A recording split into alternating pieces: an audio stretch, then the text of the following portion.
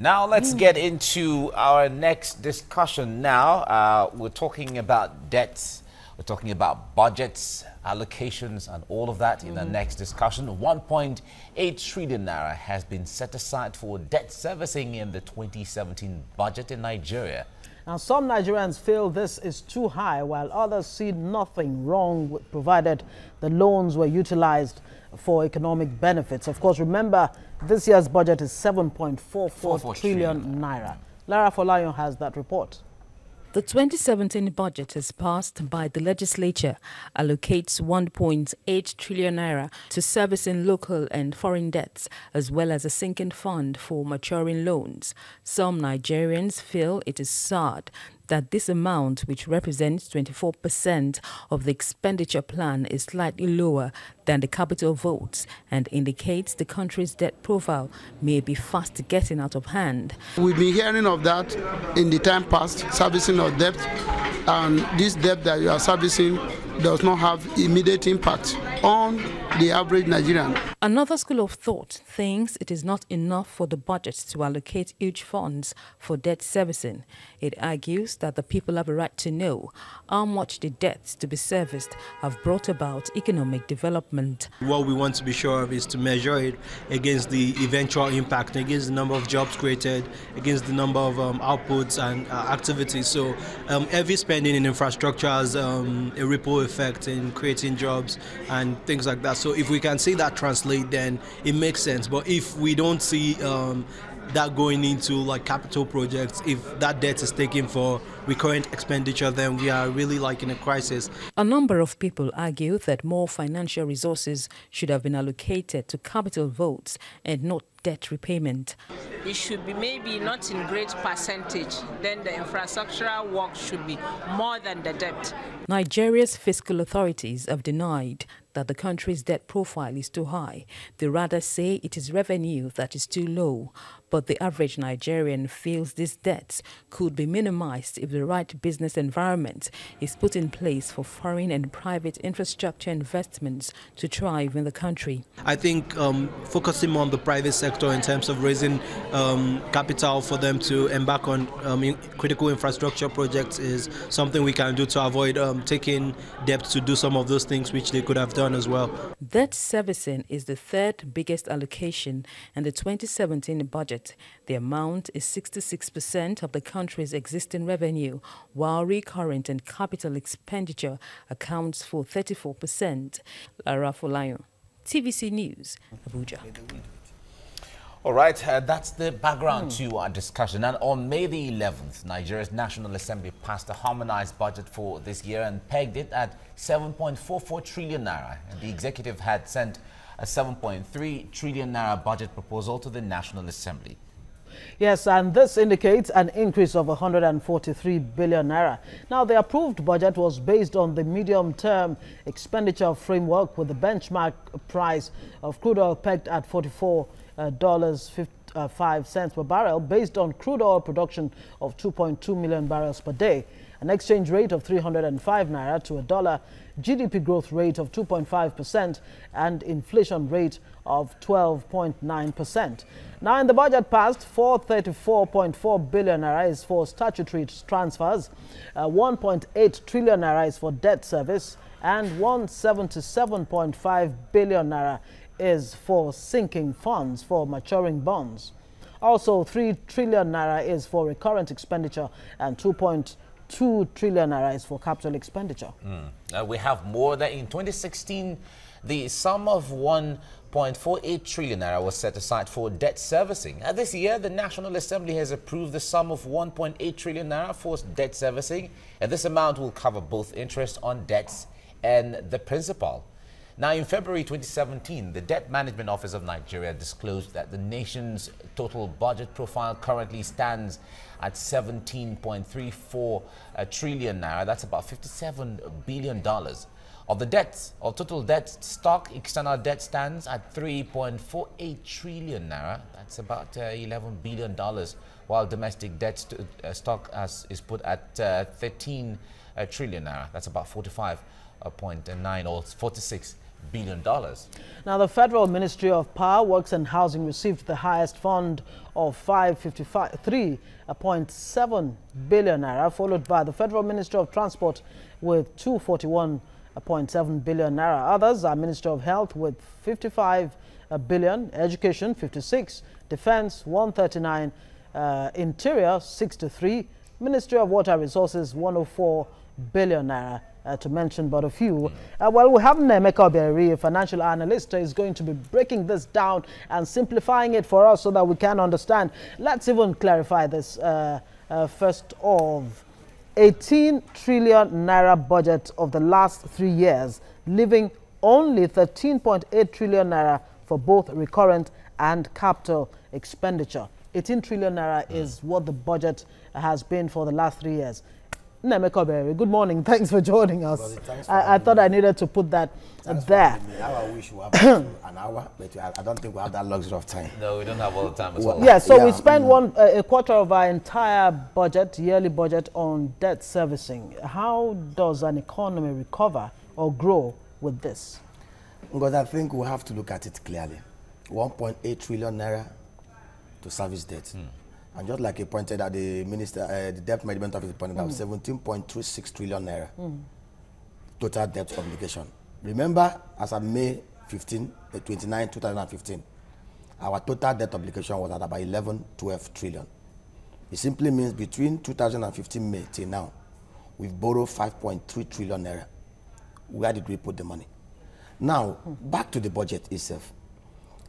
A budget deficit of about 2.36 billion, capital expenditure of 2.2 trillion. And if you look at our aggregate net revenue, we're expecting about 1.98 trillion from crude oil sales. We're expecting 1.3 trillion from non-oil revenue, excise duties, taxes. That's about 3.1 trillion. Now, our non-debt recurrent expenditure is about 3 trillion. Now, let me bring it to perspective that Nigerians will understand. Yes, please. It simply means all our oil revenue, all our tax revenue are being used to service less than 1 million people. Less than 1 million people, about 877,000 labor force in the ministries, departments and agencies at the federal level, the presidency, the ministers, and the politicians. So we earn every revenue from crude oil, every revenue from tax, custom and excise departments. We combine them and we use them to service salaries, wages, welfare, and emolument of less than 1 million people, while the remaining 169 million people go hungry with nothing. Now, now that's where we need to put a pause so we can chew on this. The rest of 169 million we have to allow that sink in. It has to sink in. Yeah. Let's go on a break and then we come back to dwell more on this. Stay with us on TVC Breakfast. Right, if you're just joining us, you're watching TVC Breakfast, and we are discussing the dimensions of debt servicing in Nigeria, especially talking about the provisions of the 2017 budget in Nigeria. About 1.8 trillion naira has been set aside for debt servicing. And we have Nemeka Obieri, an economic analyst, and financial analyst. So we've been looking at this, and he gave us an analogy earlier on, saying that everything that all the monies we're generating is just meant to service about 1 million people. And if you deduct 1 million from about 180 or thereabout million Nigerians, then you see the ratio of what these monies are. Don't even think about it. Let's bring you the update. Right. Nigeria's Health Minister Isaac Adewale says putting money in the health sector is an investment that will yield positive results for the economy. Adewale made this disclosure at the National Stakeholders Validation Meeting of the second National Strategic Health Development Plan Framework in Abuja.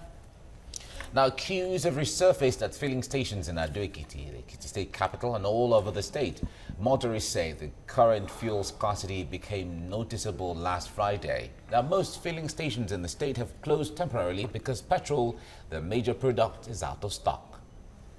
Tunisia's President Kais Saied has decided to prolong a state of emergency enacted due to a terrorism threat for another month. The state of emergency was put in place nearly 18 months ago, and the presidency says the extra time is needed because of the demands of the fight against terrorism. And you've been updated. Our guest right here in the studio is Emeka Obiareri, a financial analyst. You tried to simplify it, but you oversimplified it for us earlier before we went on that break, and it's mind-boggling how less than 1 million people actually consuming everything that we earn. Now, the budget. My question really is, how do we really tag this 2017 budget, a budget of recovery and growth, if one quarter of it, of 7.44 trillion naira, will go into debt servicing? Because aptly put, it's a budget of continuous sharing. It's a budget of continuity, of sharing. You know, I am yet to comprehend a country with a debt profile, if you break it down, 3.8 trillion foreign debt, about $11 billion. Remember, there was a time we were owing close to about $45 billion. Yes. Obasanjo came. Take out time and review the economic activities, the conditions Nigerians were in when Obasanjo came in.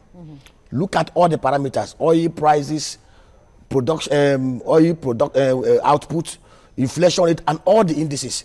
How that man raised the crack team of economists, yes, financial experts, and how they were able not only to bring our economy out of doldrum. Remember, Nigeria was coming out of a pariah status under Abacha. They grew the economy, paid off all our external debt obligations, and cut that deal in 2005. Yes. Now we are back to the same road again. Now ask yourself this question, and we're not even tired of borrowing. 1.8 trillion naira to service 17.36 billion, 36 trillion naira debt obligation, both external and internal. We are still borrowing. Just yesterday, the federal government of Nigeria went to the National Assembly to seek for a loan, $5.32 billion from Chinese Exim to fund rail line between Lagos to Kano. And if you ask our honorable finance minister, he will tell you, oh, it's a concessionary loan. Yes, it's concessionary. Chinese Exim can give you 25-year money with 7-year moratorium, even with 2-3%. It's concessionary. But how do we repay it? Now, I come to the basics again. Must we borrow directly as our equity contribution to fund? Chinese Exim will give you this money because everything that has to do with the technical equipment, the expatriates will come from China. So Chinese Exim giving you that money, they are not doing it because they love you, because they are using this as a way of selling their export to Nigeria. Yeah. Now, are there alternative ways we can do this thing without burdening Nigerians? And I will tell you this, why it is very easy. The last person that was here talked about how they shared the bailout money, the governors, how they shared the Paris Club refund. I will tell you, Nigeria ceased to be a productive economy in 1966. From 1960 to 1960, periods when we had productive economy, when we had other sectors contributing to the economy. From 1960, when we discarded every of the governance, fiscal, autonomous, resource control framework that guided us, what we have been practicing from then till now is sharing economy. This money, they will borrow it and they will share it. That's the truth. Now, but how do we do it? Somebody mentioned it. One of the things, if you go to Europe, you go to Asia, from Britain to United Arab Emirates to Malaysia to Indonesia, United Kingdom privatized and commercialized, concession their rail network in 1993. UK public sector is the most efficient public sector anywhere in the world. But yet they realized the deficiencies of allowing their critical assets to be managed by the public sector. They concessioned it. What stopped Nigeria? The federal government does not control an inch of the land in Nigeria by way of the Land Use Act. What stopped us? Why must we borrow? Why not go by the way of the private-public partnership arrangement that the budget minister mentioned in 2016? He told us that they are going to concession and make $2 billion. And which a state like Lagos, for example, seems to have perfected. Now, let me give you an example. Yes. What stopped us? Very simple. We know what to do, but we don't want to do it because we want to share. We have four critical movement avenues. From Lagos to Kano is one rail line. From Port Harcourt to Maiduguri is another network. from Lagos, Shagamu, Ore, Benin, Asaba, Onitsha, Owerri, Port Harcourt is another trunk line. Calabar. From Calabar to the coastal line of Lagos is another trunk line. What stopped the federal government of Nigeria? We have a national economic management team. The governors are involved. From sitting down, Cross River State, they are doing it. Lagos, they are doing it. Set up a special purpose vehicle. You map out the land coverage. For example, if from Lagos to Port Harcourt or from Lagos to Kano covers 10 states, how many kilometers are contained in each state? Contagious boundary. We can say, okay, we'll do a survey, we'll do a visibility study. Under the SPV, get a private bidders, people that have done these things, to participate in this.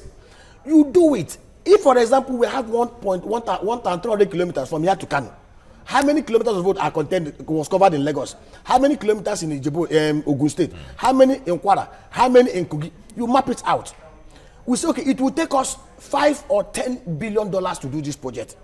Each state are involved. If, for example, we break it down and it is $1 million per kilometer, this state, so kilometer pass through your land. Are you willing to participate in the SPV? You contribute. The federal government, the SPV will be the one borrowing. The federal government will provide sovereign guarantee for that SPV. That SPV, the federal government will say, okay, whatever you borrow, we will guarantee the repayment. Chinese Exim will fund it. But get a concessionaire. We will have people that will manage the rail network. They are different.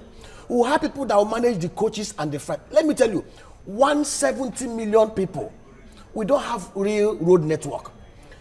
We are talking about petroleum products. One of the things that are causing us to have issues with, you have scarcity in the north, because of the issue of PEF, because of the issue of bridging finance.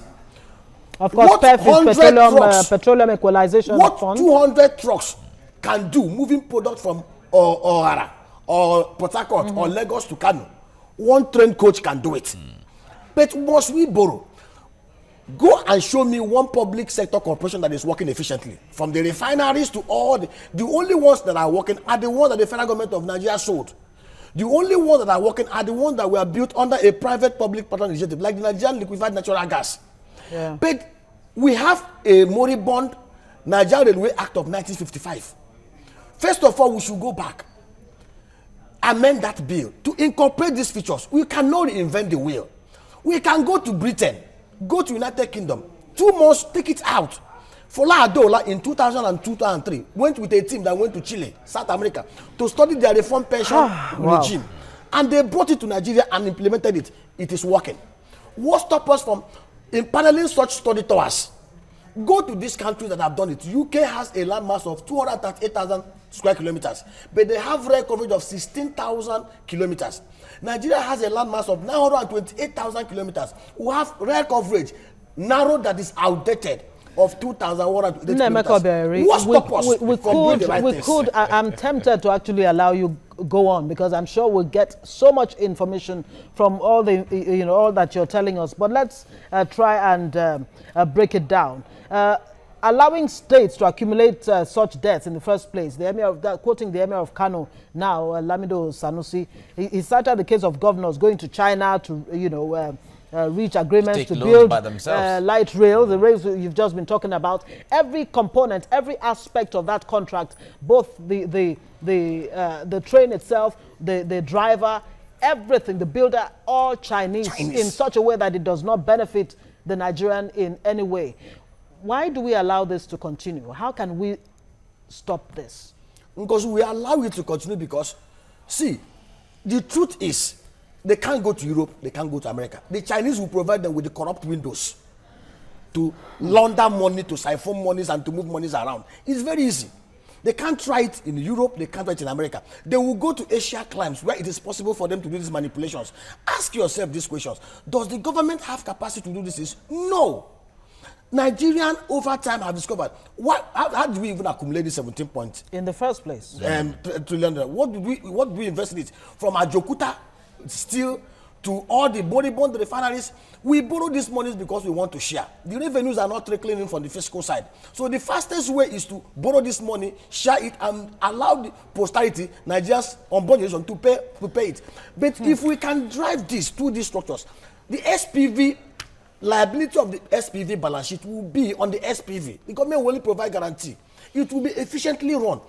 Each state that it passed through their line will invest using their state investment corporation, and we can have an exit window.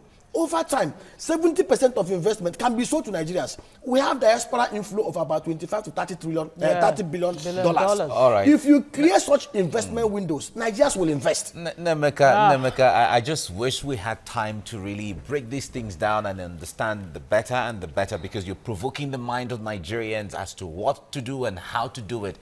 But we must thank you for coming on the program this morning. Thank you very much. You're welcome. Thank you so much. We've been discussing with Nemeka Obiariri. He's an economic and financial analyst. We have been so much to think about, so much to take in. Well, let's go on a break and then we come back to dwell on our last topic for the day. Stay with us on TVC Breakfast.